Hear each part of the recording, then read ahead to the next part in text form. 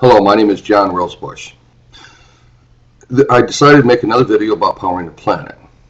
You know, with China, India, and the United States, I could show each country how to completely power their entire country in just two small installation sites, geographical wise. That's how powerful this new invention is. It's real. You know, I'd like to talk a little bit about reserves in this country and how long we have left with oil. Okay, so let's talk about the reserves. Right now, there's 1,244 billion barrels of oil in the top 10 countries around the world. Now, you know, I went through this just recently in another video, and you know, that's 40 years. And if we add in the other oil around the world, the other oil reserves, that comes out to 50 years. You know, there's been so much hoopla about all the oil that was discovered in North Dakota, you know, and Montana and South Dakota. It comes out to about 7.4 billion barrels. Now, how long do you think that is of a worldwide supply? It's less than 4 months. That's how much oil we use. So all these huge discoveries that we think we're finding, they're tiny with the amount of oil that's consumed in this world. You know, for the United States, that's 6 years of supply. Oh boy, but the rest of the world is not going to quit using oil. So it really doesn't even make hardly a move with the amount of time we have remaining for oil. You know, the experts are predicting peak oil will be about the year between 2026 and 2037. Do you actually think the world's going to let us use up all this oil and then that's it? Or do you think that we're going to start allocating gasoline, etc. here very soon? I think it's going to be a lot sooner than what people think. And we're not taking this situation serious. It's the most dire thing that's facing us in this world. And the media, I am just totally still completely ashamed of the media for not picking this stuff up. You know, and the energy companies for not informing the people. There's secret documents going between the president and Saudi Arabia, etc. You know, it recently was reported that Saudi Arabia may be an oil importer by the year 2030. And you know, the Middle East so far, Saudi Arabia hasn't updated their reserves in 20 years. And you know, even the estimates coming out of the Middle East, can we really trust what's going on? You know, the world is actually counting on this. Things just are not making sense. You know, not that long ago, all the Middle Eastern countries bumped their reserves because they wanted to be so much. They wanted to make it look like they have so many more oil reserves, and so that they're the, you know, for no reason. They didn't update any production plans, anything. They just decided, well, we'll just bump up our reserves. Now the world's counting on these oil reserves because without oil, our world will go into an apocalypse, and we're counting on it. So we're counting on people we can't trust, and we know we're running short of oil, and I can't get someone to look at what I've done. Now I can power United States, China, and India. Now those are just examples because I can power 80% of this world, probably for 10% of the cost. It would be pretty dang close. Those are small geographical areas to empower the entire country. Now we wouldn't implement it in that way because it wouldn't make sense. We would probably do 30 or 40 smaller installations around the country for distribution purposes. But I could actually show them. You know, if you go out and you look at China and India, and look at the smog issues going on over there. It's the biggest health issues they have in their countries. They're estimating millions and millions of deaths just based on the smog. That's how bad it is. If you actually go out and you take a look, even the recent news articles, just month after month, the smog is so bad, reports that it looks like night at noontime, and you just would not believe it. And it's from burning coal-fired power plants and all the other stuff. You know, that's India too. India's not far behind China, maybe even ahead in some places. I could show them how to have a totally clean environment and enough energy to do anything they wanted. I told you that I could produce 100 terawatts of power in India, United States, or China.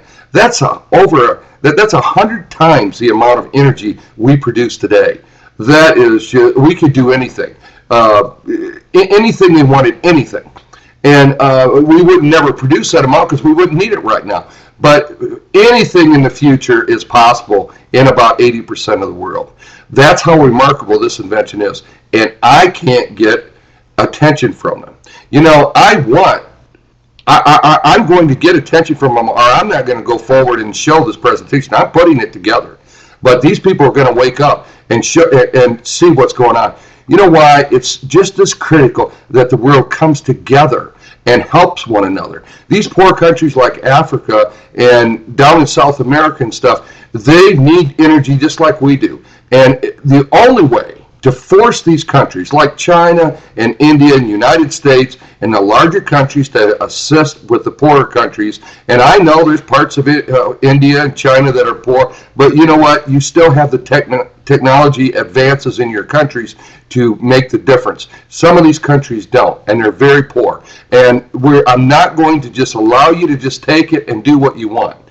Now, this energy invention can produce energy for 10% of the cost. It will completely destroy the value of the dollar and oil and energy around the world. It will destroy the currencies. We might as well come together and help one another and assist one another. Even the hydrogen companies, they're going to benefit hugely from this. In the videos that I've talked about 3 energy sources in the future: compressed air, hydrogen, and electricity. Hydrogen companies right now have a big step ahead of the compressed air companies. There isn't that much compressed air work going on. But, hydrogen could have an issue too. And they need to recognize this before I give them their golden egg, because right now, the only way to create hydrogen is through natural gas, which is another fossil fuel. I can give them all the energy they could ever need, and I know it might be good for transportation. And right now, they're selling hydrogen stuff in a lot of places, but they have not recognized that right now it's just a small amount of hydrogen going on. If it become the mainstream and we allowed a lot of hydrogen to escape into the atmosphere, that could be extremely dangerous too. So that's why the governments need to step in and start paying attention and literally get the experts that know what's going on so that we don't make major mistakes in the future. Too much hydrogen in the atmosphere, could the atmosphere light on fire? We don't know that for sure. Now, I believe that we should have hydrogen vehicles, but we need to make sure that we're not goofing another thing up in the future, because this probably will be permanent. I know the use of hydrogen will be, and the use of electricity and the use of compressed air. We also need to take a very close look at compressed air because it doesn't have that danger. Maybe compressed air is better for cars, maybe hydrogen's better for trucks, maybe electricity is better for city driving. Those combination of those 3, it might be important that we have all 3 and that they balance one another and one doesn't dominate. I'm not against the hydrogen. I'm just saying that there is potential issues in the future.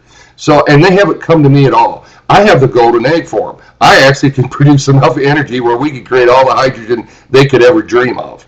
And I haven't heard anything from them. What, am I just going to give them this for free too, and then turn around and allow China and India, etc., just to be off on their own, doing their own little thing, and they got a gift that is unbelievable without responsibility? This comes along with responsibility. That 2% royalty that I'm talking about don't go to me.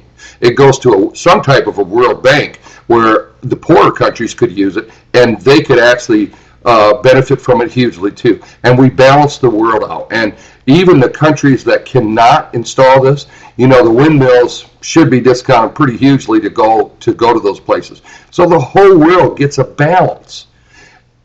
It's critical. If we're going to have a healthy world in the future, we're going to need a world where energy is ample for everybody, cheap and abundant. So this video is trying to explain that, and it's trying to explain it in a way that you will understand. I'm going to end the video now, and I hope you hear from me soon.